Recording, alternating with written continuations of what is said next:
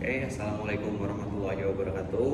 Saya dan rekan saya dari kelompok 1B di sini akan menjelaskan atau mempresentasikan tentang tugas dari mitigasi bencana alam, yaitu tentang tahap pencegahan bencana banjir. Pada kelompok-kelompok, nama-nama kelompoknya akan ditampilkan pada slide berikut.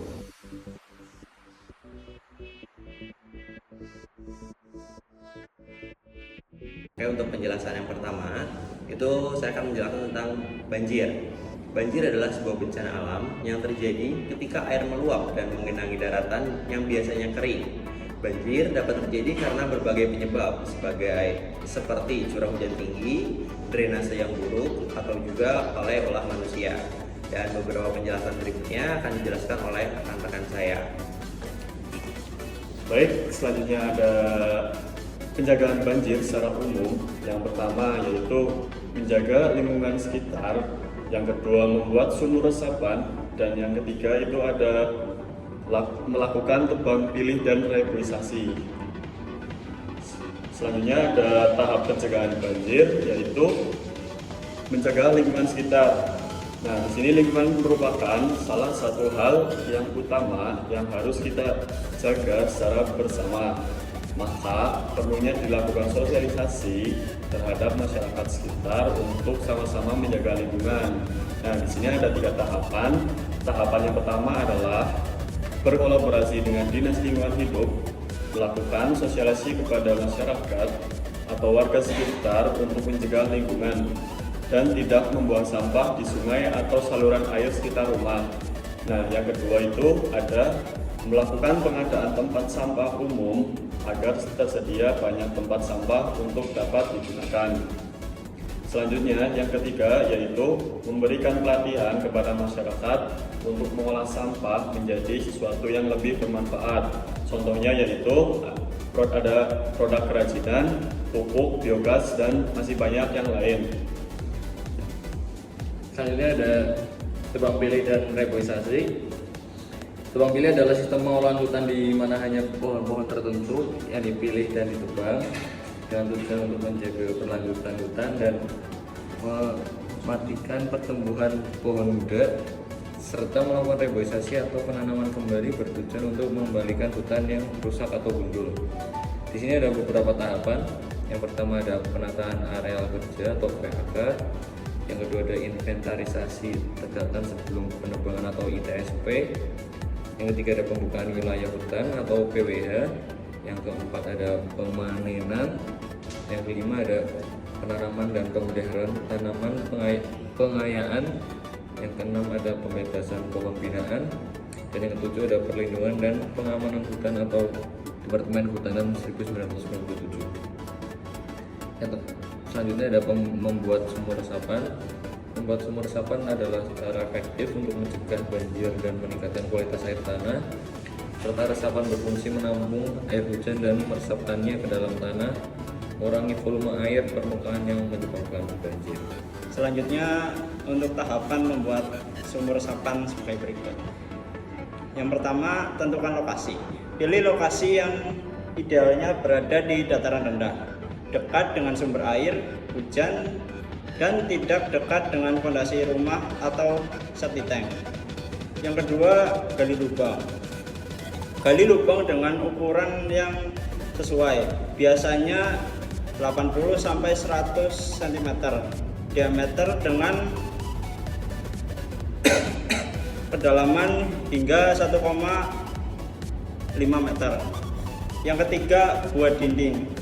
Dinding sumur dapat dibuat dari batu, kerikil, atau bahan lain yang memungkinkan air meresap. Yang keempat, isi dengan material resapan.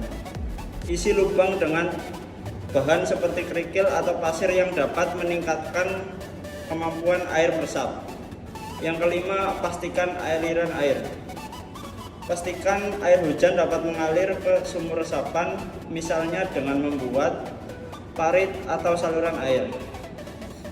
Yang keenam, menutup permukaan. Tutup sumur resapan dengan tanah atau bahan lain yang aman dan tidak menghalangi air meresap. Peran teknik sipil dalam pencegahan banjir. Mengapa teknik sipil perlu berperan dalam pencegahan banjir?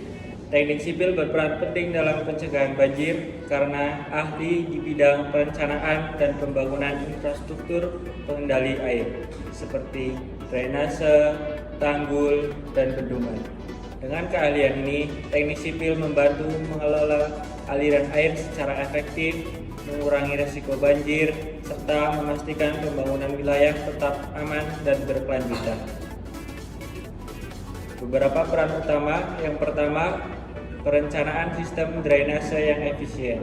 Teknik sipil bertanggung jawab merancang sistem drainase kota yang mampu mengalirkan air hujan dengan cepat ke sungai atau laut, sehingga mengurangi genangan di permukaan. Yang kedua, pembangunan tanggul dan bendungan. Insinyur sipil mendesain dan membangun tanggul di sepanjang sungai atau pesisir untuk menahan limpasan air, serta bendungan untuk mengendalikan volume air di sungai-sungai yang besar. Yang ketiga, normalisasi sungai.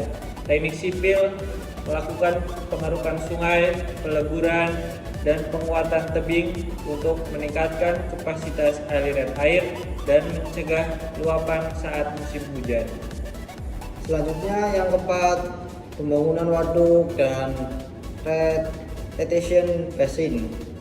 Mereka merancang waduk atau kolam retensi yang berfungsi menampung air hujan berlebih sebelum dilepaskan perlahan ke sistem sungai. Yang kelima, pengelolaan tata ruang dan urban drainage planning. Insinyur sipil berkontribusi dalam perencanaan kota dengan memperhitungkan area resapan air, ruang terbuka hijau, dan pengaturan permukiman agar tidak mengganggu jalur alami air. Yang keenam, penerapan teknologi drainase berkelanjutan.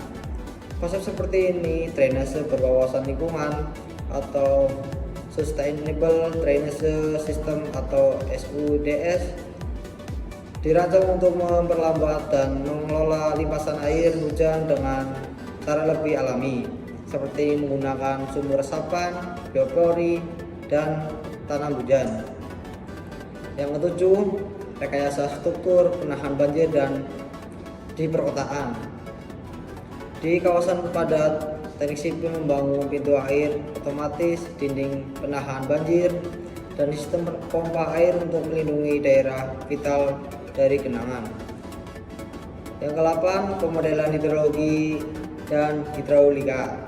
Insinyur sipil melakukan simulasi dan analisis aliran air di daratan untuk meramalkan titik-titik rawan banjir dan merancang sistem pencegahan yang lebih efektif berdasarkan data itu sendiri. Yang ke-9, perencanaan, evakuasi, dan tanggap darurat infrastruktur.